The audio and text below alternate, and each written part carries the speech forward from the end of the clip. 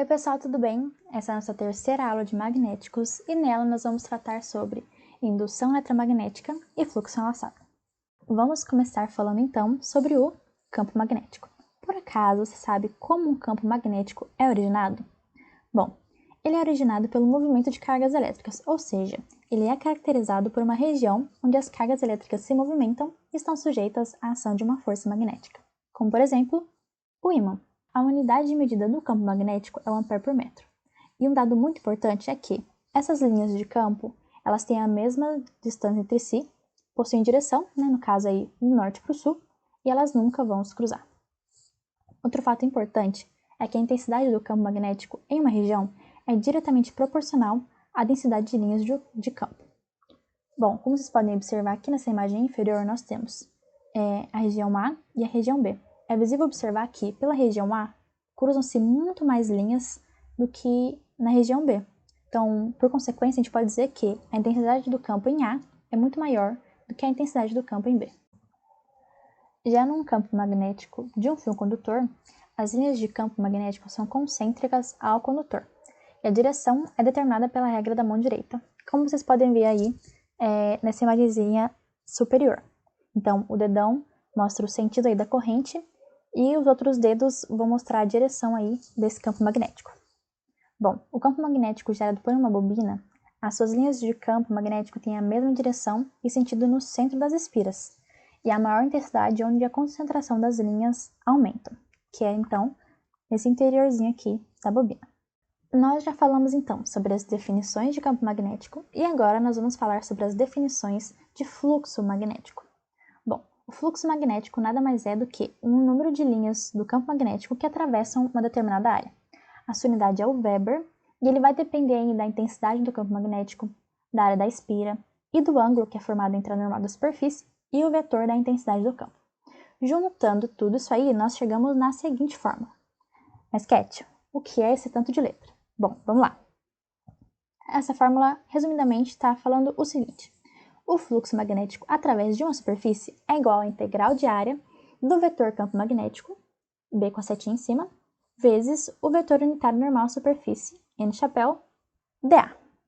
Simplificando aquela fórmula que vocês acabaram de ver e eliminando aquela integral que eu tenho certeza que vocês pensaram, ai meu Deus, vou ter que calcular com integral de novo, não aguento mais ver a integral. Nós chegamos aí na seguinte fórmula. O fluxo é igual ao campo vezes a área vezes o cosseno θ. O que é esse cosseno θ?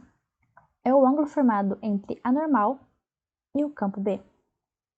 Se nós imaginarmos aí que a direção do campo magnético é perpendicular à superfície, ou seja, essa imagem aqui de baixo, a normal está no mesmo sentido aí que o campo não tem uma angulação de diferença entre eles, o cosseno de zero é 1. Portanto, nós simplificamos ainda mais a fórmula e temos que o fluxo é igual ao campo vezes a área. Vamos falar agora da lei de Faraday. Faraday estava lá num dia lindo, clima ensolarado, fazendo suas pesquisas e pensou: por que eu não movimento um ímã através de uma espira? Só para ver o que acontece. E com essa movimentação, ele observou uma corrente induzida. Com isso, ele pôde concluir que, sempre onde houver variação do fluxo magnético através de uma espira, nela irá surgir uma força eletromotriz induzida, que se dá pela seguinte equação, em que a força eletromotriz induzida é igual a dφ dt. Mas aí chegou Lenz pensando, qual é a direção dessa corrente induzida? É de cá para lá, é de lá para cá? E com muitos estudos ele conseguiu comprovar que a direção da corrente induzida sempre vai se opor à variação de fluxo que a produz. Então, como vocês podem observar aqui nessa imagem do meio, nós temos o ímã vindo da esquerda para a direita e a corrente induzida da direita para a esquerda. Então, ela sempre vai se opor.